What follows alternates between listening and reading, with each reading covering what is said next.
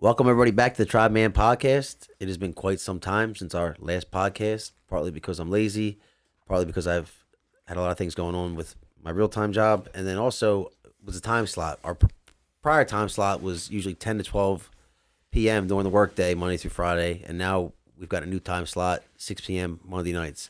So again, if you have a cool story and you got a sense of humor, give me a shout in the DMs. I'd love to talk to you. This week, I've invited a dear friend to be our guest. You know, someone that I've pretty long relationship with. Kind of lighthearted individual that I just want to shake off the rust with my interviewing skills. And I've asked Donnie Bush to join us. He just got off work and he walked in with 3 tacos from the taqueria. So he hit that line. How was that line? I love it. That's the best part. Dude goes to Colombia just to get the food down there. Just got back. So first question always is, what's your full government name? My full government name is Donald Bush. Donald Bush. All right. And where are you from? I'm from Okeechobee, Florida, but now I live over here in the Treasure Coast. All right. Well, tell me about Okeechobee, Florida. What's it like growing up there? Small town. Well, first, Okeechobee is the second largest lake in the United States. First is like the Great Lake of Michigan. So a lot of people come down to Okeechobee to do like bass fishing, alligator hunting, so there's a lot of wildlife there. But small town, everybody knows everybody. One high school, you know what I mean? So that's how everybody knows everybody. It's where like a lot of the bass pro shop tournaments are, right? The big bass tournaments Yeah, are. big bass tournaments come there. Other big tournaments. The lake's huge. Yeah, I heard that. There was a rumor that Bass Pro Shop bought a trailer park down by the lake, the biggest trailer park that was down there. They're going to turn it into a resort, like where you can come vacation with your boys and do fishing and hunt and stuff like that. Yeah, I remember as a kid reading in the newspaper that Bass Pro's been always teasing it. Yeah, it was called the Okeechobee Marina back in the day, and it was big. Like I remember every time going there, because we used to go fish there, because I lived in Buckhead Ridge, so you had to go past Okeechobee over the bridge, which brings you actually into Glades County, and yeah, I was always driving by the lake, always lived on the water, and there was always big fishing tournaments. Some mornings I'd drive by over on the weekend, and there'd be 80, 90 bass boats out there ready to go in the morning at like 6 a.m. Yeah, I mean, maybe not to you, but I consider myself city folk. When I've been in Okeechobee, to me, it's like, like it's country, bro. It is. There's only like 5 street lights. A lot of gators, too. So my next question is, what's your current occupation?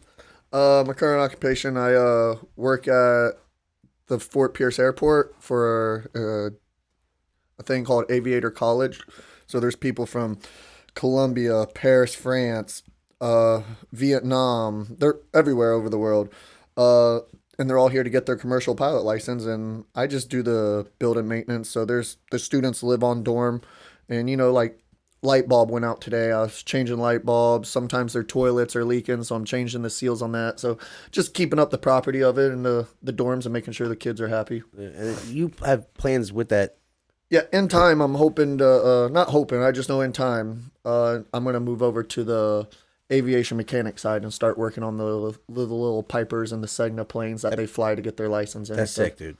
That's a cool job. Yeah, it would be cool in time. It's a 2-year apprentice program, and I've already talked to like the boss and everything, and it's just there's just a few more things I got to do before I can get my foot in there. And I didn't. When you told me about it, it's like they got dorms there and everything they stay at. It's like a whole campus just for flight. Yeah, right at the Fort Pierce Airport. A lot of people don't know that. I had no clue until you started working there. Yeah, there's like 28 dorms on campus, and then some, just depending on how they live, some are either 2 people per dorm, or if you pay a little extra, because it's all scholarships and grants and stuff, and it is a college. So then if you pay a little bit more, you can just be a single person in a room. But every apartment's a 4-bedroom, 4-bath studio. Dang. So every room's got its own bathroom and everything. That's wild. What did you want to be when you grew up? Everything I wanted to be when I grow up. I just wanted to do this and that, and I don't know. I haven't grown up yet, so. It was I wanted to be a history teacher when I grew up. Still maybe one day. You know what I mean? I'll go back and do that. I'm glad that wasn't my career path, but that's the one thing I remember I wanted to be. Other than that, shortstop of the Phillies. Probably back in the day, I always wanted to be a firefighter. Firefighter? Yeah, I can see that. It's just because I like their work schedule on a couple days and off. My buddy Danny, he works for the Buffalo Fire Department. He works 8 days a month, and he's off the rest of the month. Yeah, see, that's He works 8 24-hour shifts, but he's sleeping most of the time and eating the rest of the time. I mean, Buffalo has a lot of fires and do a lot of good work, but 8 days a month he works. Yeah. He comes down to Florida for like weeks at a time. What's something you're good at? I'm good at. Well, what do you mean by that? At what aspect? It could be a hobby. It could be you're good with women. It could be like what's something that if we knew everything about you, what was one thing we point out? Like Donnie's fucking good at that. Just being a hard worker. Like just that, I'm good hard worker. You need something done, I either gonna figure out how to get it done or just I'll know how to get it done because I've done it already. Right. So just a good hard worker on anything I want to do. And what's something you're not? Or what's something you can be better at? Doing wheelies on my dirt bike. Oh, God, go a little deeper. Go a little deeper in that. Go deeper in that. What's something like in your personal life you can be better? You can do, like me, I'm short. I'm short with people sometimes. I can be better with that. You know what I mean? I get real short. What I could be better? Just being a better person, being more humble, I guess. You're pretty humble though. I know. I don't know. I'm pretty good on a lot. I don't know. Yeah. Kind of like a trick question. What's something you do that's weird? I do jujitsu with a lot of men. People are like, that's what you want to do is grapple men? Yeah. So that's pretty weird. I think there's some dudes that go there for that, though. You know what I mean? Just get tossed around a little bit. It looks private fantasy. Evan Brigman, I'm talking to you. How long you been doing that, jiu-jitsu? I've been doing it now for 12 years. And explain to me in dummy terms the belt system of jiu-jitsu. Like how many belts there are and what each one means. So in the kids' jiu-jitsu world, I don't really know the belt ranking. About adult grown man I know, shit. Yeah. but the adult things, you start as a white belt, and then you'll advance to a blue belt over months, and then after blue belt, you'll get your. But what do you have to like around the blue, like a blue belt? What do I know? Like what do you know? Like how do you graduate someone out? He's ready to be a blue belt now versus he's ready to be a purple belt now. Well, on the most part, like if you come in as like say you wrestled in high school or something, and your wrestling's pretty decent, you'll move from white belt to blue belt real quick because you're a little bit more athletic. But if not, like. Saying someone that's never done jiu-jitsu or ain't that athletic, like it's going to take them like probably a year to get out of the white belt to blue belt, maybe even 2, depending on how consistent they are. Like what does somebody have to show for you to move them up? Consistency, coming and showing up every day, you know what I mean? And then just understanding their lifestyle too. So if they can only make it 2 days a week, yeah, it's going to take them a little longer to get to the next belt. But if they're showing up 4 days a week, well, that guy's already got 2 extra days, so he's going to move a little faster. It's just consistency and showing up and just making sure you're there every day like work. Now, how long did it take you? Now, you're a what belt? I'm a black belt. I just got my black belt in September last year. Congratulations. And how long did it take you to? 12 years. 12 years. And you're pretty consistent. Yeah, and I wrestled from when I was even a child, so yeah. I got from white to blue pretty quick, and then blue to purple, it took a little bit, but then from purple to brown took a while, and then I was just stuck at brown for. When I met you, you were a brown belt, and you were brown for a little while. Yeah, and I was stuck at brown belt for like 5 years. Yeah, I was like, dude, when I was in class, I'm like, if this guy's a fucking brown belt, what the fuck's it got to take to be a black belt? You got to be Terminator? yeah, it took like 5 years to go from brown to black. And then obviously you've taken that further than just jiu-jitsu. Yes. You fight. Yes. And have fought. Yes, I've fought all over the world. Other countries and just what are some of the countries you fought in? I fought in Panama City, Panama, in Central America 5 times, and then I won the belt in Barbados at 155 as an amateur. And we're fighting. We're talking MMA, correct? MMA fights. MMA fights. Damn. And then we're my only MMA 2 fights in Barbados. Yeah. We're in Panama City, Panama, so it seemed a little more intense. You know what I mean? Yeah, and then I've been to Thailand twice, but I didn't take no fights out there. I was just going in there training and get my Muay Thai up. Yeah. And then, but usually when I go somewhere out of the country, like I was just in Colombia, went and did some jiu-jitsu training out there. I saw and that. And then I was in Trinidad, and I got to go do 10 days out there to go teach wrestling for 10 days. That's pretty sick, dude. MMA takes you places in the world, too. Took me all over the world right now. And then anywhere in the United States, I've kind of been to every state.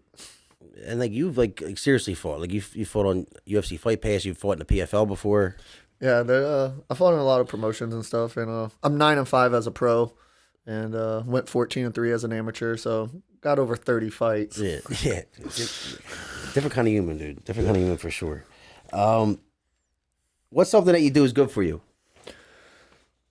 something in your daily, I guess your daily life or in your weekly life that you do that you consider like a pillar of like your health and wellness?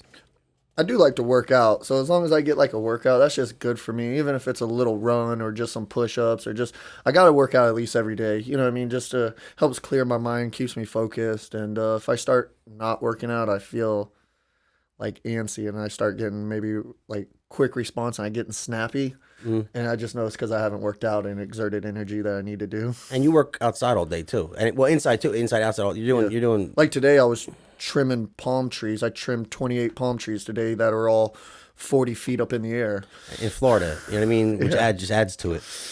The heat, bro. It's already starting to get kind of ridiculous. Give me a song that makes you happy, or you associate with a happy mood. I kind of like all music, so whatever. Give me one song that you really that puts you in a good mood. I mean, lately I've been listening to Bad Bunny, and it's been putting me in a good mood. Because you just got back in Colombia. No, I've been listening to him before that too. Really? Just he's a good artist and everything, and just some of the lyrics he says, like, yeah, I got to translate it back in English, but I'm also trying to get my Spanish up really well. So, Why? Because you can create more money if you know. Okay, all right. I think it's. And then plus, I just like to be able to talk to people. I understand. Yeah. I mean, you do travel a lot too. I just like to talk to people. I just think it's funny that a redneck from Okeechobee likes Bad Bunny. What's a quality that you seek in people that you keep around you? Don't steal from me.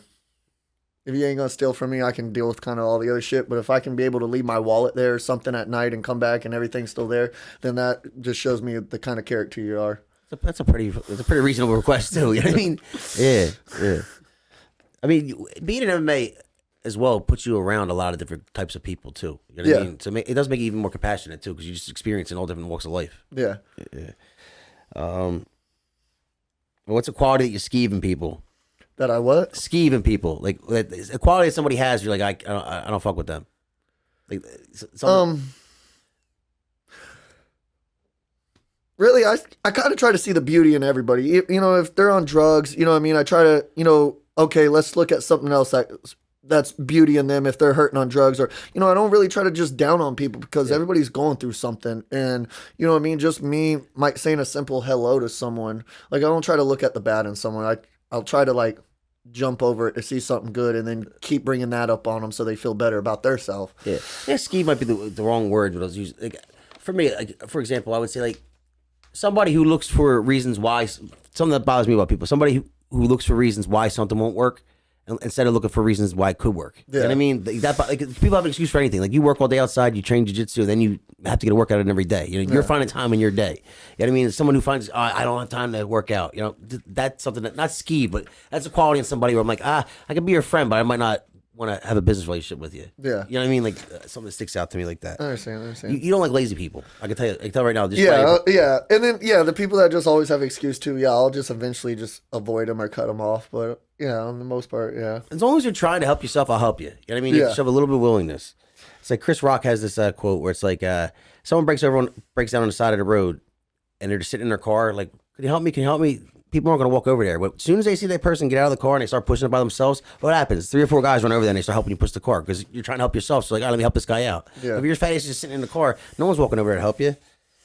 Definitely not. What's your favorite childhood memory?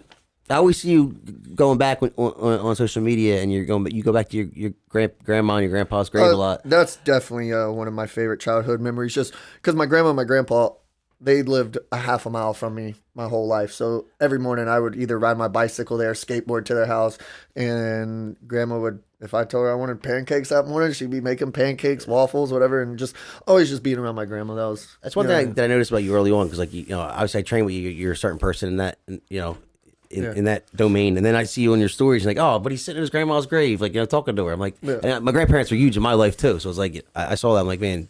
Yeah, I go there anytime there's a holiday or something. I go put flowers out there. And then I just like to make sure the grave's cleaned. I like to make sure the memorial's wiped down. That's big in my family too. Go to the graves on the holidays and they're decorated. And then to be honest, I'll clean the other people's graves around my grandma because you don't have them. They're her friends now. You know? Yeah, and then I'm like, well, I know my grandma wouldn't want them dirty, so I'll clean up like the 5 that are around there. That's like the first time I saw you in that light. And I was like, he's not a psychopath. He's fucking nuts, but he cares about people that who are alive. Who has had the most significant impact on your life? Well, obviously my dad, just the way he raised me, but like for other men, like Daniel Donaldson, just always been there the last 12 years for me.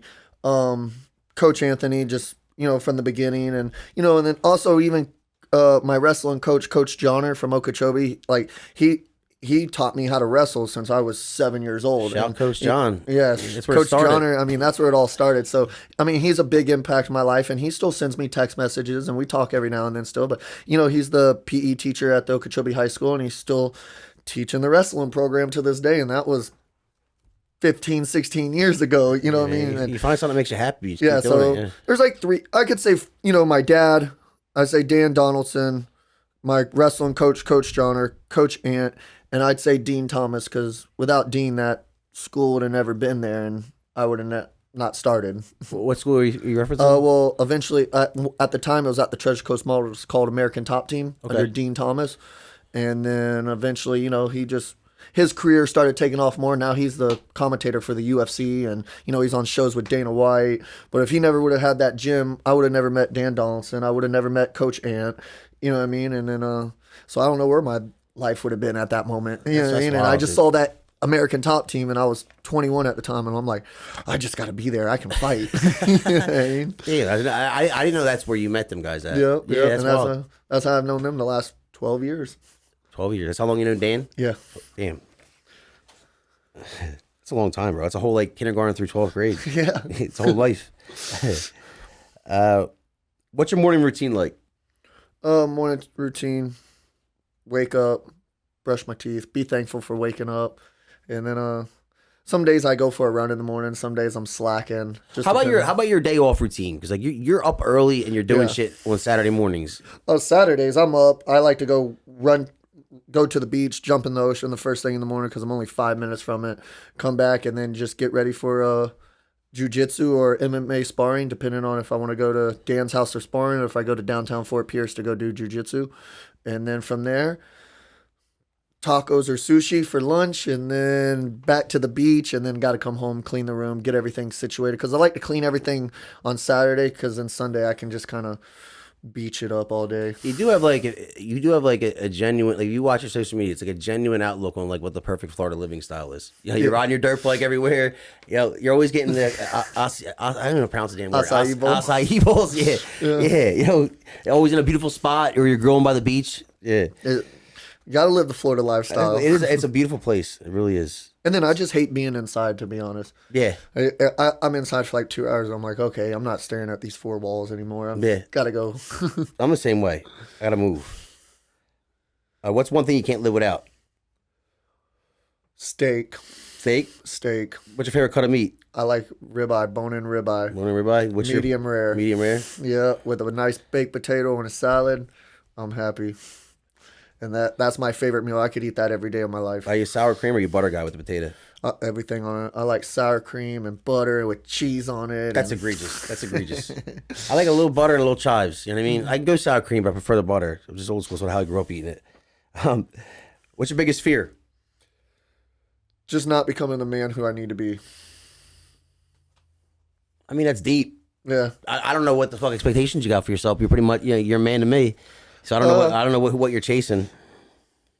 There's, you know what I mean? I'm guilty of it too. It's what is the report card? You know what I mean? As soon as you become a man, it's your dad was a report card forever. Now you're a man, so you got kind of you got to find something to stack up to. But it's when is it not enough? So I give myself a hard time too much. I'm like, who am I chasing here? You know what I mean? So it's just when I mean being a better man and not being, you know what I mean? Just being more respectful, listening, just trying to be a better me, where I'm not where I just feel happy. Just from an outsider's perspective, looking at you, I see you're a good friend, you're a hard worker, you're a challenging, and by challenging I mean motivating, but in a brutal way, teammate, and you show up. So I mean, you're a man to me. That's how I look at it. But yeah, my bar might be a little bit lower than yours. Well, I appreciate it. What's a hidden talent that you have? I can ride a unicycle. Can you really? Hell yeah. My dad bought that for Christmas one year, and I rode it in the talent show at school. Dude, that's sick, dude. And we still have the unicycle that my dad got us a long time ago. Dude, bring it to dance, dude. Bring it to dance. I got to go to Sebring. It's in the shed, but Okay. we still have it. Yeah, get that thing, dude. Get that thing. What's your favorite quote and why? You have a quote that you like, or something that you live by? I am who I am. It's Popeye, right? It's Popeye, right? There's a lot of favorite quotes. I just, you know what I mean? Everyone hits me a little different. Like, I was just reading some Jim Rohn quotes and then just listening to like Jordan Peterson and, you know, just other people. And I like a lot of quotes, but to a certain one, I don't know. On my Instagram, I have, I am who I am. I like that. I like that. Popeye, man. What is your favorite way to relax after a long day? When you finally get home for the night, you did your workout, you hit your shower, what are you doing? Usually just be chilling. I'm fucking exhausted after the whole day. So after I shower and get out, I just like to lay there. What are you watching? Nothing really. Yeah. I don't even watch TV. No? I don't watch no TV. Don't do nothing. I just usually scroll through my phone, respond to a couple messages, and then I'm trying to go to bed by at least like 9:30, 10 o'clock every night. Damn. Because then I'm back up by 4:30, 5 o'clock. Yeah, because your practices usually end around like 7, 8, right? Yeah, and then time I clean the mats, get home, shower. It's like 9 o'clock. I don't even eat dinner at night sometimes. I just chug a big glass of chocolate milk and go to bed. There's nothing wrong with that. Speaking of cleaning the mats, why do you clean the mats at every practice? What are you trying to... Well, I just know how they need to be done, and then when I clean them, I just feel like, okay, nobody's gonna get staph or ringworm. Okay, that's why. But then I let other people clean them. I'm like, these guys better. I didn't even know about ringworm or staph until I started training. I'm like, why are you bleaching this shit every freaking time? And then I saw how sweaty this shit got. I'm like, oh, all right, I get it now. Yeah. Yeah, it gets nasty Just on the man mat. juices all over the fucking mat. Yeah. Fucking smells in there. What is a guilty pleasure of yours? A guilty pleasure. It could be bowl of ice cream. You know what I mean? It could be anything. I don't really have no guilty pleasures. I love it all. I love it. I mean, you live a pretty healthy lifestyle. I'm trying to think what my guilty pleasure would be. Yeah, I like Italian food. I mean, I like people watching. I don't know if it's a guilty pleasure or not. I mean, where it's a nosy. Oh, I love watching people like Yeah. just sit, like even at the beach or just seeing how people interact and stuff. I like sitting back and just watching people. The mecca of people watching for me is, you know, like that, say the Hard Rock, and you know that main bar, it's in the middle? Oh yeah. I like to sit in that main bar, right? And then I like to watch all the working ladies of the night talk to dorky looking guys, and the dorky looking guy the whole time thinks he's, I'm pulling this hot bra, blah, blah, and then I wait for the moment where she whispers in his ear and she tells him the price, and I like to wait, I like to wait to see what he does. You know what I mean? Right in the moment. And it's happening all over the place as you're sitting there. That's my guilty pleasure, I guess you should say. I don't do it often, maybe once a year, but like, I feel like I shouldn't be doing it, but I enjoy it. What's the best cake? Best cake? Yeah. I like tres leche. Just like, of course, there you go. That bitch Here we is go. fire.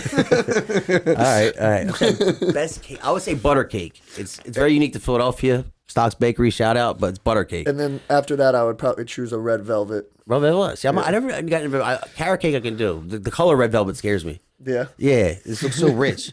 What's the best pie? Poontang.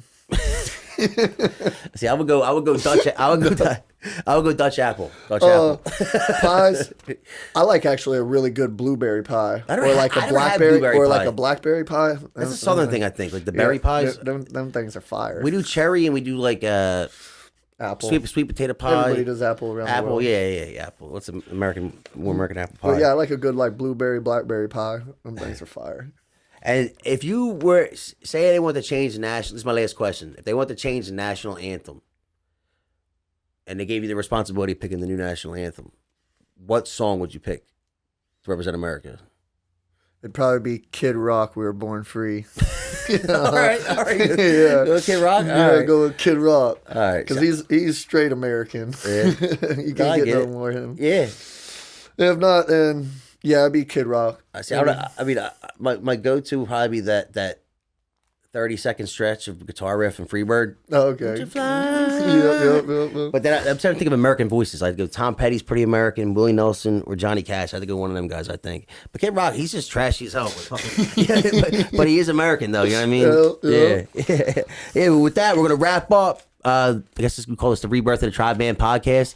I'd like to thank my guest, Donnie Bush, one more time. You can find us on YouTube and Spotify tomorrow. And like I said, it's a new time slot every Monday at 6 p.m. If you have a story to tell and you have a sense of humor, give me a shout. I'd love to interview you. Thank you.